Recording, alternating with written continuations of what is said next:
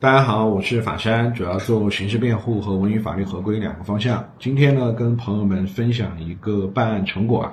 就是我們呢成功的幫一名被指控強姦罪的當事人，在立案偵查階段呢便脫離了刑事風險，實現了他的無罪。這個呢是公安機關出具的撤銷案件告知書，跟朋友們看一下。因為呢，這個告知書裡面涉及到一些具體的經辦部門和具體的身份信息，為了避免呢我這個分享給他們帶來一些不必要的爭議，所以我就做一些打碼的處理。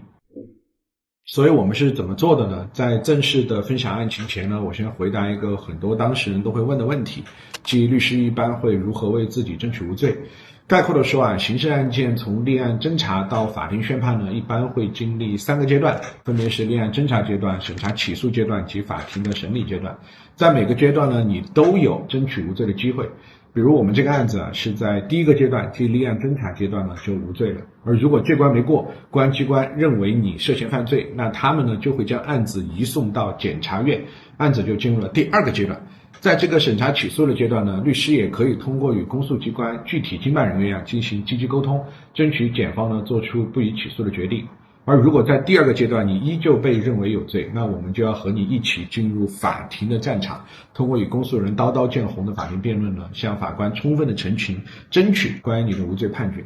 一般情況下呢，我們都建議涉嫌此類指控的當事人盡快的讓律師介入，因為律師越早介入呢，就意味着我們可以越早在依法合規的前提下給你做法律輔導，同時呢，我們為你爭取無罪的機會也會越多，且環節越到後面涉及的層面就越多。若案子到了2審甚至申訴，你再來找我們，那一些可能存在的陷阱呢，你就已经踩進去了。比如說，你可不可能在無意間做出對自己極為不利的供述呢？不要以為不可能實務中是不乏誘供的這一點有經驗的朋友應該都知道。雖然我們依舊會在合法框架內想盡一切辦法替你辯護，但客觀上你無罪的難度呢會變大。好，言歸正傳，我們回到這個案子。這個案情呢，我不能夠說得太具體，這一點呢大家應該都明白。但簡單來說，就是男女雙方都是同事，此前呢也確實是沒有建立戀愛關係，然後呢就在這種公司內部局中他們酒酣耳熱之下耳鬢廝磨，當時彼此都當着同事朋友們的面呢有了非常親密的互動。局散了以後呢，雙方就一起去開房了。此後接下來好幾天雙方都沒有聯繫，然後過了將近1個周女方突然就向公安機關報案，說自己被男方強姦了。所以你們認為為什麼對方會突然報案稱自己被強姦呢？我就不予置評了，你們可以把你們的想法打在彈幕或評論區。案件具體細節不表總之在被警方傳喚以後呢，當事人便迅速的聯繫到了我們所，然後我們所的陳超宇律師便及時的介入，在嚴格依法合規的情況下呢，就做了法律輔導，並在案件立案以後，依公安機關辦理刑事案件程序規定的第42條之規定，與經辦人員進行了充分的溝通，並提出了有關法律意見。裘律師呢，他原本就是老刑警出身对此類案件的核心要點、警方前期的重點偵查方向、步驟和偵查習慣呢，都非常的清楚，所以溝通呢總體是非常充分的。當然呢，最為關鍵的是本案無論是從事實層面還是法律適用層面，當事人呢確實不應受到強姦罪的刑事追究，所以最終呢，在我們的努力下，案件最終得到了撤銷，當事人就免於遭受不白之冤。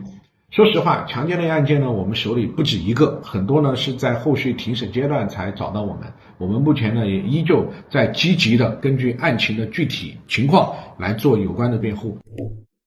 在經辦這些案件以後我們一個比較重要的體會是強姦案的立案及構罪的標準呢，近些年確實有所降低。有的案情我說出來呢，我估計相當部分男性都會後怕，但請大家原諒我細節我不能夠公開的說，因為我怕我說的太具體了，無形中就會增加一些誣告類的案件。就如同呢，我不會在這條視頻裡告訴你們實務中前期警方的偵查重點，因為首先呢，這些是付費的內容，第二就是是就是，不是就不是。我也不希望我的普法無意間武裝了那些真正實施了犯罪的人，希望你們理解我的為難把理解打在公屏上。包括我們经辦的案件都是需要嚴格的依照事實和法律來经辦的。我能夠說的部分就是在強姦類的犯罪中呢，司法機關一般會就以下幾點進行重點考慮。首先，你們到底有沒有發生性關係？其次，你到底有沒有違背婦女的意願？再者就是你到底有沒有採取暴力、脅迫或者其他的方式，比如灌酒。而在是否違背婦女意願層面呢，目前實務中的認定標準爭議極大，真的爭議極大。很多案子呢，確實是受具體經辦人員的個人認知影響。我以後呢，找機會單開一條視頻來進行分享和吐槽。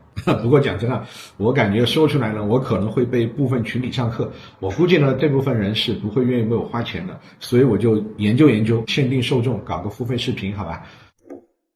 本條視頻呢，我只能說如果你真的遭遇了無端的指控，此類案件越早委託律師越好，因為你不能做每一位經辦人員都堅持無罪推定的預設，實際往往相反，這一點有過經驗的朋友都懂啊。而訊問過程中呢，也有很多陷阱，在高壓的訊問環境下，如果沒有經驗豐富的律師在合規前提下給你做法律輔導，你就很容易踩進去，你踩進去了就不好出来。你永遠不知道你哪句話沒表達清楚，就会成為被控犯罪的證据。別以為我是在嚇唬你性侵類的案件，實務中就是嚴重的依賴言辭證據。你一句話沒說清楚就可能會被認定有罪。我們有太多例子了。而最後呢，我也真誠地呼籲辦案機關嚴格依照自己所受的法學教育來辦案。我們每個人的認知都是由自己的經歷組成的，這意味着我們每個人也確實都存在偏見。比如我就一定存在偏見，而屏幕前的每一個人你也一定存在偏见，